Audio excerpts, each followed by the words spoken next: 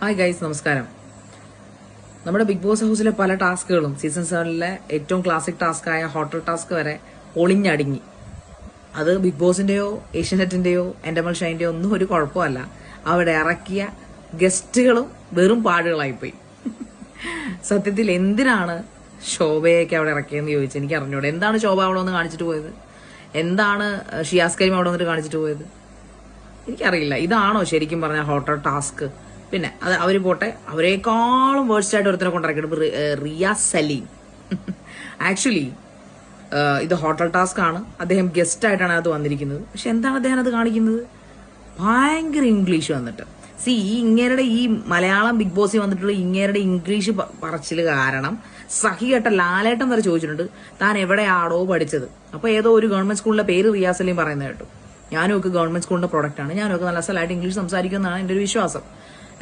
ഇയാളൊരുമാതിരി ഈ ലോകത്താരും ഇംഗ്ലീഷ് പഠിക്കാത്തതുപോലെ ഒരു Malayalam big boss സീസണിൽ വന്ന് കിടന്നിട്ട് കാണിക്കുന്ന കോപ്രായങ്ങൾ എന്തൊക്കെയാണ്? സത്യം പറഞ്ഞാൽ ഗസ്റ്റുകളെ സെലക്ട് ചെയ്തപ്പോഴും എനിക്ക് തോന്നുന്നു അവർക്ക് വലിയ അബദ്ധം പറ്റിപ്പോയി. സത്യത്തിൽ 7ന്റെ പണി ഞാൻ വീണ്ടും പറയുന്നു, ബിഗ് ബോസിനാണ് കിട്ടിയത്. കണ്ടസ്റ്റൻസിനെ സെലക്ട് ചെയ്തതിലും ഈ പറയപ്പെടുന്ന വൈൽഡ് കാർഡ്സ് ആയാലും അല്ലെങ്കിൽ ഈ പറയപ്പെടുന്ന ഹോട്ടൽ ടാസ്കിന് വേണ്ടി കഴിഞ്ഞ സീസണിലെ വേറെ എത്രയോ നല്ല സ്മാർട്ട് ആയിട്ടുള്ള കണ്ടസ്റ്റൻസ് ഉണ്ടായിരുന്നു.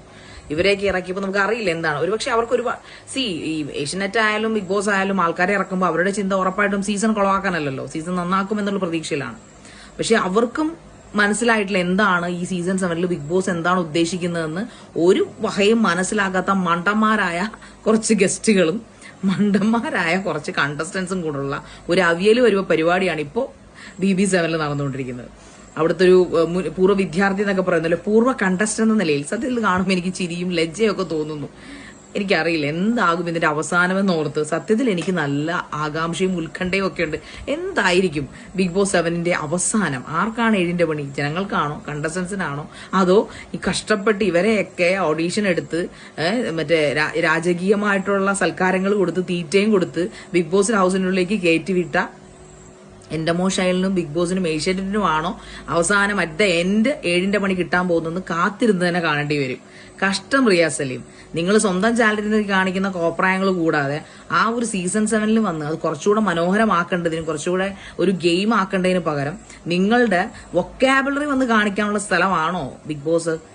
ചുമ്മാതല്ല നിങ്ങളെ കഴിഞ്ഞ സീസണിൽ നിങ്ങളെ അവർ ഇറക്കി വിട്ടത്. ഇറങ്ങിപ്പോയെന്നൊക്കെ നിങ്ങൾ പറഞ്ഞാലും ഇറക്കി വിട്ടതായിട്ടാണ് ഇപ്പോൾ തോന്നുന്നത്. എനിവേ, എന്തായാലും നല്ല നല്ല രസം. കഷ്ടം തന്നെ റിയാസെ. താൻ ഈ ഒരു കാര്യം മനസ്സിലാക്കുക, നിങ്ങൾ മലയാളം